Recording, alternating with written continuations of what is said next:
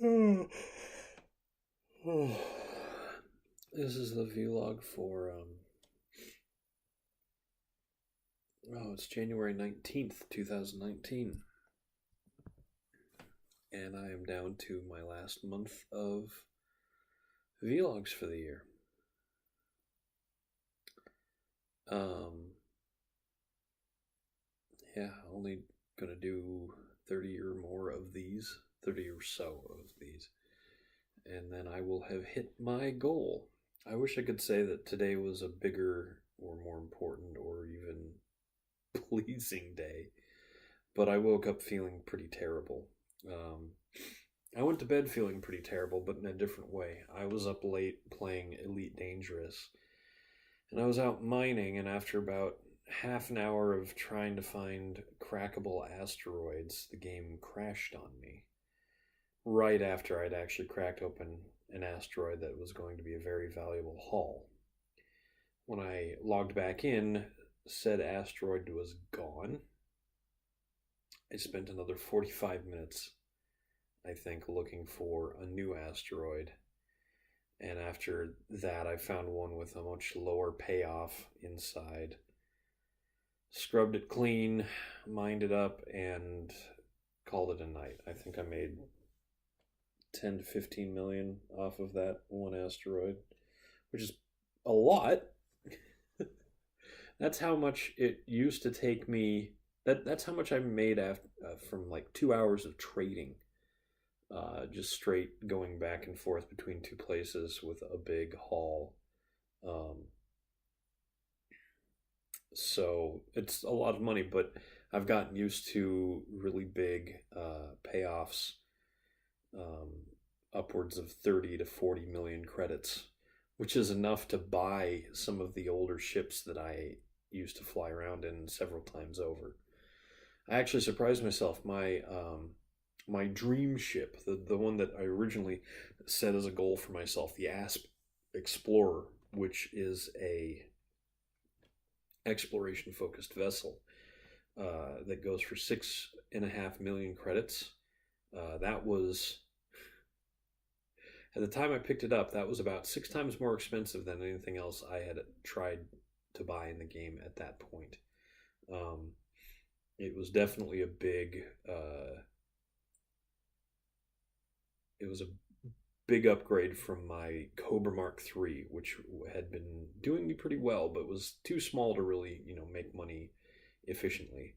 Um, well, the best thing I did with it was I put a detailed surface scanner and an advanced system scanner on it, and did a little bit of minor exploring.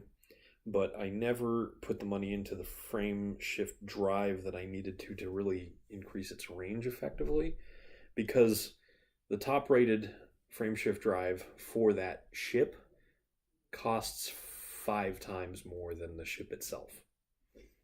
So, I was home alone until just recently, but I'll talk to them in a minute. But yeah, I've gotten used to a certain level of payout from my work now in that game, and after fruitlessly searching for an hour and a half, well, nearly an hour and a half, I was pretty frustrated. And when I finally went to bed, it was about midnight. And then the worst thing that could have possibly happened an hour later, which was I was awake an hour later, and I looked over at the clock and saw what time it was, and was quite upset. I slept okay. I woke up again in the middle of the night. I think the wind was blowing, and then I was up a little bit early this morning, and I just have felt sort of crummy all day.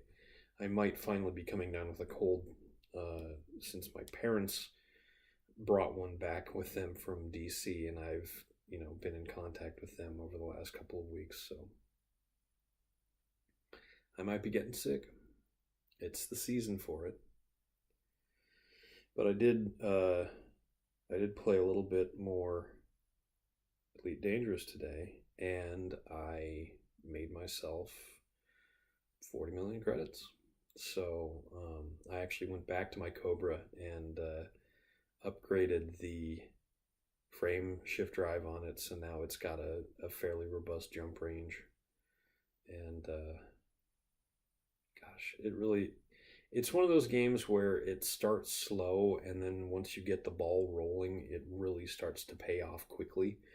And that's sort of the nature of the game's growth. You start with a ship that costs 10,000 credits, I think, maybe even less than that. You can keep getting it back for free, actually, or at least the stock version for free. If you upgrade any of the modules on it, you will lose those, or you can insure the ship and have those modules restored if it blows up. But that little 10,000 credit ship is just a means to get a few thousand credits to get another ship, which is like 30,000. And the next ship after that is about 100,000, and then 300,000, and then a million, and then 5 million. And it just keeps going like that. And all the components in the ships are doing the same thing. Each time you go up one, grade from F, or rather E to A, the components are getting more and more expensive, and as they go up in level, size, essentially, 1, 2, 3, 4, 5, 6, 7, even 8 on some ships, I believe. That stuff is just it's getting more and more expensive, prohibitively expensive, especially when you're starting out. But now that I've figured out this mining thing, I'm making enough money that I can sort of spend money here and there without worrying about it too much, which is something I wish I could say in real life. I really need to get this book done and sell it. We'll see how I feel tomorrow. I'm Eric Spornitz, and tomorrow will be better.